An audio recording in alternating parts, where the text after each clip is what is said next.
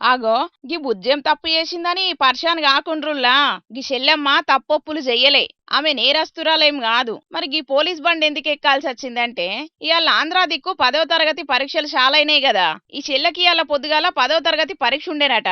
పాపం సర్కారోళ్ళు centre address సరిగ్గా రాయనట్టున్నారు హాల్ టికెట్ల.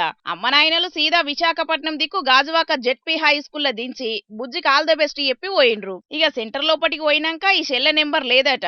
ఇక ఆడున్నోళ్ళు వడ్లపూడి దిక్కున్న కనితి హై స్కూల్ కు పోవాలని చెప్పేటాలకు గుండె ఆగినంత పనయింది. టైం దగ్గర పడుతున్నది. ఎట్లా నేడుచుకుంటా గేట్ కాడికి పోయింది. ఎంబటే ఆడ డ్యూటీ చేస్తున్న గీ పోలీస్ అన్న బండి తిప్పిండు. చెల్లెనెక్కించుకొని వడ్లపూడి కాడున్న హై స్కూల్లో దింపిండు. టైం లోపటినే దించటాలకు చెల్లె నిమ్మలమైంది. ఈ పోలీస్ అన్న టైం కాడ లేకపోతే ఎంత పరిశానవునో. చెల్లెకు పరీక్షలు బాకీ ఉన్నాయి, రాసే ఛాన్స్ దక్కింది గాని పోలీసోళ్ళకైతే ఇసొంటి స్పెషల్ డ్యూటీలతోని తిప్పలే ఉన్నది. పోండ్రి తప్పని పరిస్థితులలో తీసుకుపోవాల్సి వచ్చింది. ఏ డ్యూటీకైనా తగ్గేదే లేదని పోలీస్ అన్న చూపెట్టిండు.